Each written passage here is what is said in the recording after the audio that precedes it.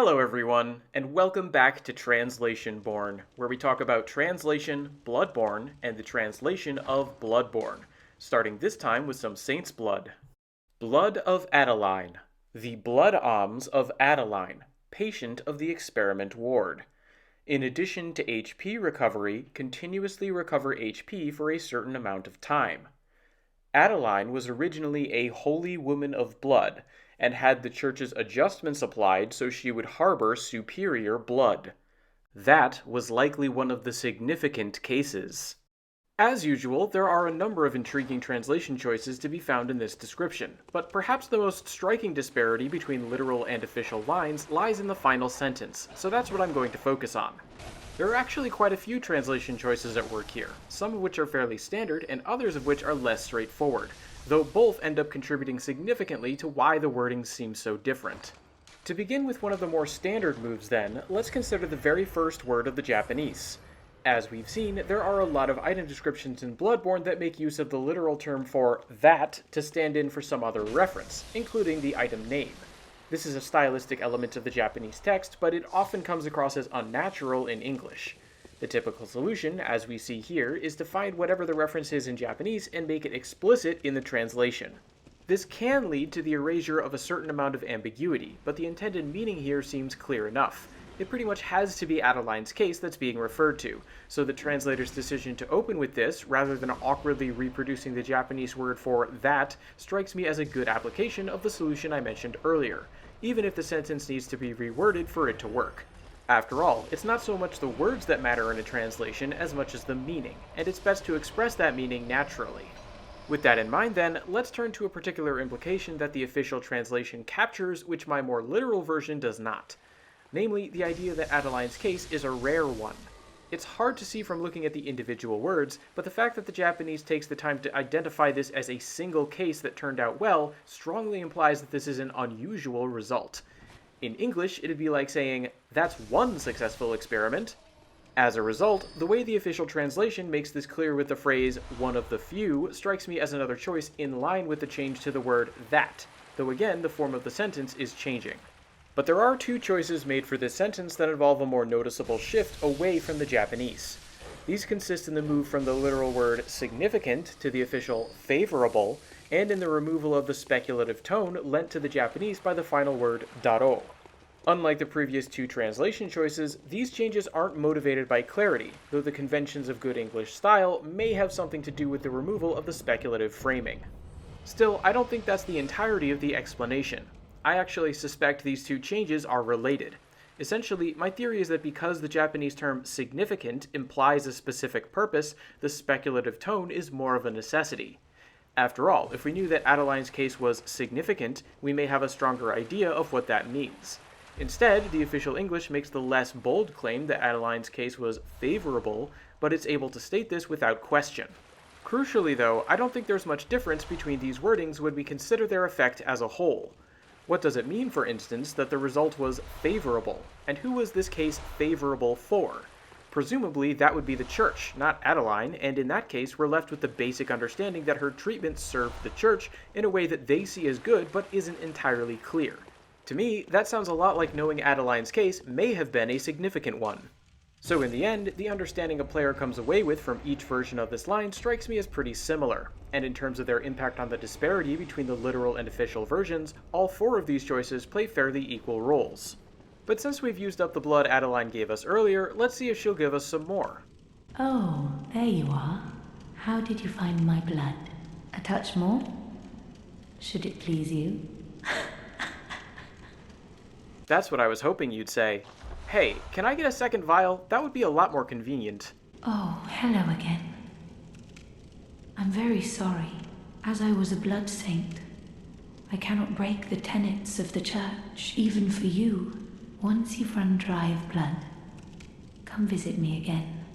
Oh, alright, fine. Actually, in case anyone doesn't know, simply using the blood vial will just result in repeated dialogue. If we want to get Adeline to say something new, we'll need to reload the area as well. Fortunately, all the extra blood echoes I've gotten from the chalices means we can easily spare the bold hunter's marks that are the most convenient means of doing this. So, Now that we've got the game in a state where Adeline can recognize we've used her blood, let's see what she has to say when we come back for more. Oh, hello again.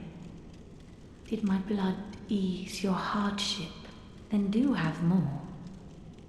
The sticky sound guides me, and I have you to thank for it.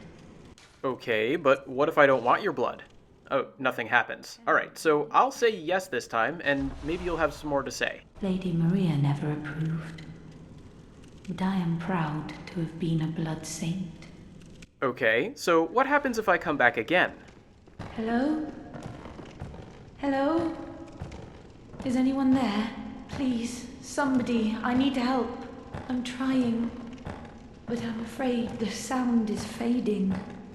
What sound? What do you mean? Hello? Is that who I think it is? Please. Oh, please, I need brain fluid. The sticky sound is fading fast. Please bring me brain fluid. I must have it. That sound, it is all that guides me. Without it, I'll be sent back to my former, lesser years. I wanted to try that brain fluid. Have as much of my blood as you like. Okay, how about this? You give me more of your blood, and I'll think it over. Sound fair? Please, I beg of you, please. I need it. Please bring me brain fluid. I need your help. Oh, alright. Yes, that's it. Let me have it.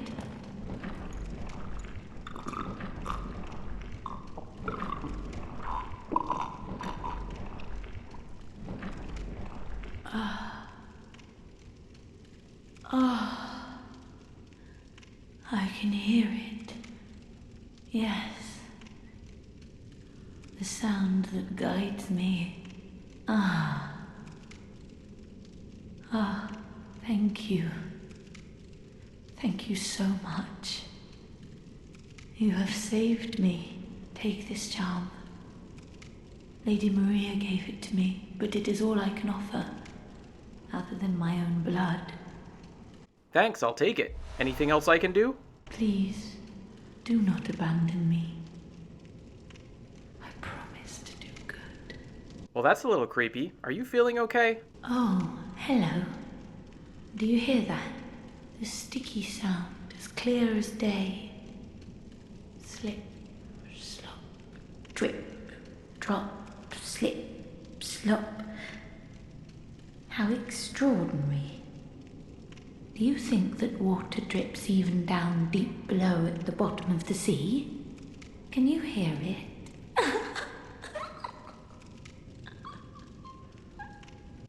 No? Should I leave? Drip, drop, slip, slop.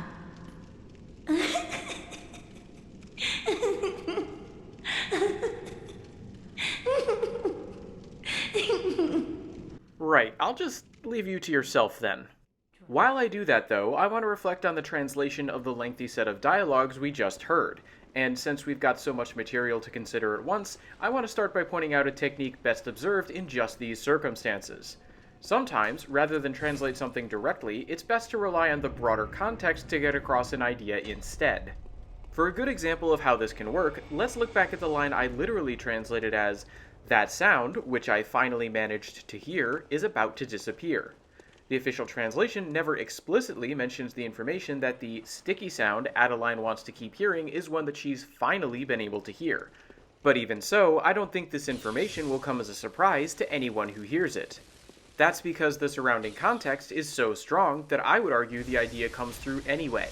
We already know from our first set of interactions with Adeline that after we gave her the brain fluid, she was able to start hearing the sound in question. Furthermore, her desperation to receive more brain fluid so she can start listening to it again comes through loud and clear in several different dialogues. And if all that wasn't enough, we also get a line about how without the sticky sound to guide her, Adeline believes she will return to a version of herself she sees as inferior.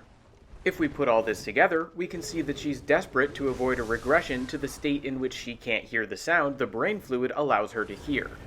This knowledge serves essentially the same purpose as having her talk about how she finally managed to hear the sound and now it's starting to fade.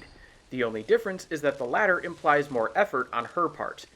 This may be why the one other piece of information in this line that the official translation does make explicit involves Adeline saying she's trying to keep listening to the sound, because it conveys that extra bit of meaning that lets us know she feels like something is slipping through her fingers despite her best efforts.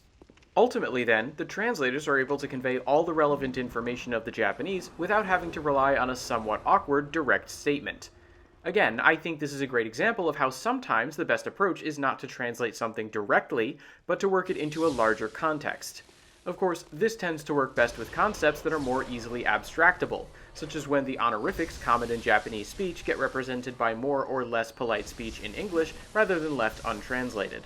But just as the broad context surrounding a line can be put to good use in translation, there are other times when potential connections between phrases in the original language can present unique challenges. Here I have in mind a specific Japanese phrase that shows up at two different points during Adeline's dialogue with very different translations into English. That phrase is yaku ni tatsu, and the first time it appears, it has an official translation of ease your hardships, while the second time it's rendered I promise to do good. Meanwhile, the literal meaning of the phrase is closer to the general idea of being either helpful or useful. But while these wordings may all sound very different, I think it's important to establish first and foremost why each individual translation seems reasonable to me. Basically, it boils down to their immediate contexts, so that's what I'm going to focus on now. The first time we see this phrase is when Adeline notices that we've returned for more of her blood. In this scenario, she knows that we've not only accepted a vial of her blood, but also that we've used it and come back for a refill. This gives her a certain level of self-assurance that comes through even in my literal wording of, my blood is useful, isn't it? The issue with that particular phrasing, though, is that it fails to convey the appropriate level of formality. If we look at the Japanese, we can see that Adeline uses the honorific o before the word yaku in the phrase oyaku ni tatsu no desu, and that she also ends her sentence with the fully pronounced particle no before the last word. In casual speech, this would be shortened to simply yaku ni tatsun desu, because it's easier to say. So if we consider the crucial information being expressed by this line, Adeline needs to come across as polite but confident in the effects of her blood, which she's realized we find desirable. It would also probably be best to employ some sort of rhetorical question as well, because the Japanese particle ne is being used along with a questioning tone to solicit our agreement. Considered in those terms, opening with the question, "Did my blood ease your hardships?" followed by the assurance, "Then do have more," seems completely reasonable to me.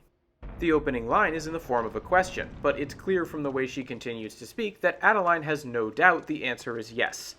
Also, when you consider how her blood could be useful to a hunter based on its ability to restore HP over time, easing our hardships sounds like a polite way to refer to those particular effects. On its own, I'd say this is a fine translation, despite how far it appears to be from the literal phrasing of the Japanese. Having established that, let's now turn our attention to the second time this phrase appears, which is after Adeline gives us the balcony key in return for us handing over the second brain fluid. Here, she's begging us not to abandon her, and her saying she can still be useful to us is part of that plea. That tells us what I think is the main purpose of this line, which is to tug at the player's heartstrings. Adeline is desperate to impress upon us that we shouldn't abandon her, and this is what she sees as the best thing to tell us to ensure that outcome. Having her say she can still be useful to the player character is one way to do this, but given what she's said earlier, it's also not entirely clear what she means by useful. Based on a more literal reading of the Japanese, I'd be tempted to say that she's implying she can give us more of her blood, which she's confident is useful to us. However, she's just finished explaining that the balcony key is the one thing she had to offer as a reward besides her blood. To me, that implies that she doesn't think access to her blood is sufficient to express her thanks should she ask us for something more.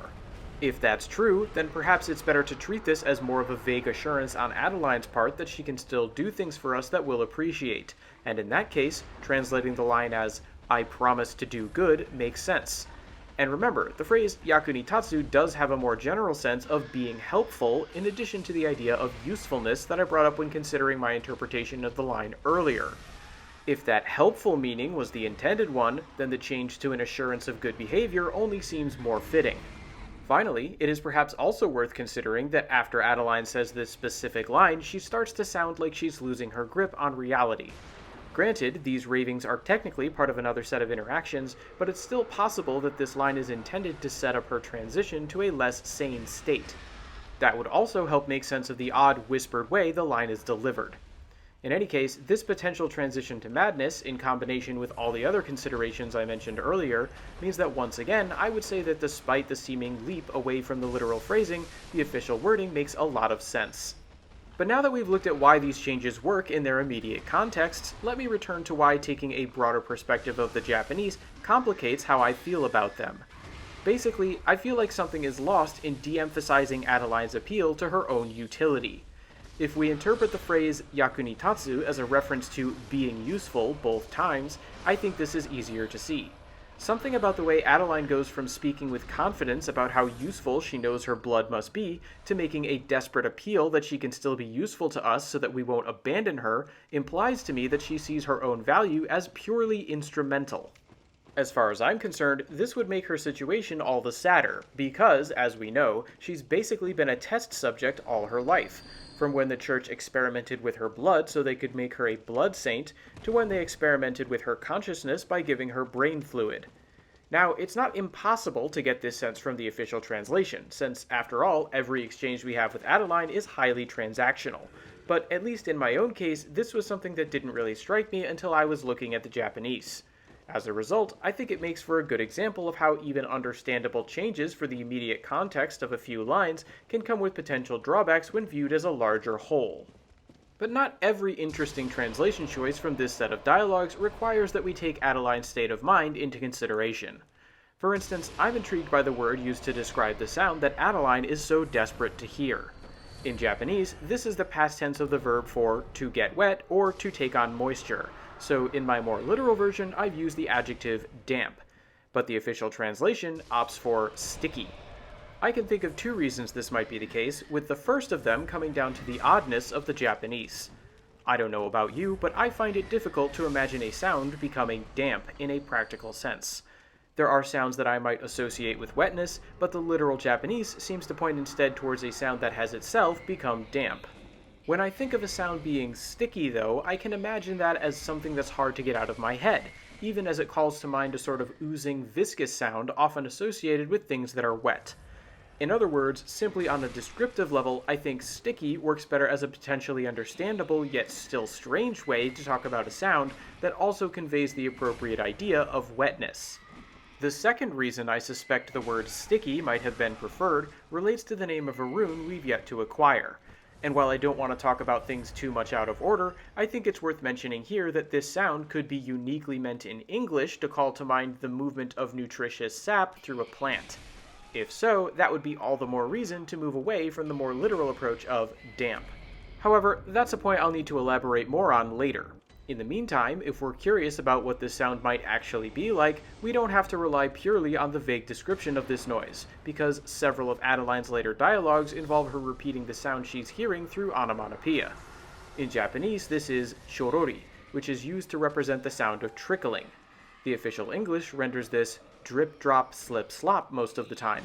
And once again, I think this was a great choice, because it ties in so well with the other bits of onomatopoeia we heard from different patients throughout the research hall. Notably, the final set of dialogues we get from Adeline sound remarkably like the sorts of things we heard from the head blobs we took the brain fluid from in the first place. One of them opens by repeating the sounds flip-flop over and over again, while the other makes the noise splish-splash and then speaks of the curious churning of the sea within her.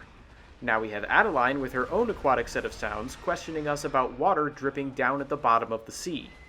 This progression towards madness in her speech, both in English and in Japanese, does a good job of setting up what's happening to Adeline without necessarily giving the player any direct evidence of what exactly is going on with her.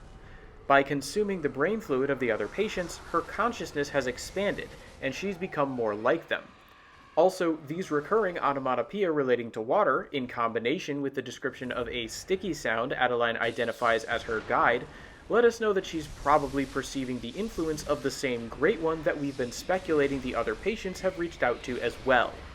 It's a lot to work out from a sequence of plip-plop, splish-splash, drip-drop, and slip-slop, plus a handful of thematically linked mad ravings, But it really does seem like this research hall is an early effort on the part of the Healing Church to make contact with the Great One through transformation and improved senses. Adeline's questline is inherently bound up in all of this, pointing us towards the information we need to understand and serving as the culminating point of everything that's been going on in the research hall. Unfortunately, the conclusion of that questline is going to have to wait for another episode. I hope you'll join me for that, but in the meantime, if you have any comments, questions, or suggestions for me, please let me know. Your feedback is always appreciated. Alternatively, if you'd like to hear my thoughts on any of the other subjects I've covered so far, remember that you can check the Translationborne index linked below, which should be up to date within 24 hours. Until next time then, thanks for watching everyone.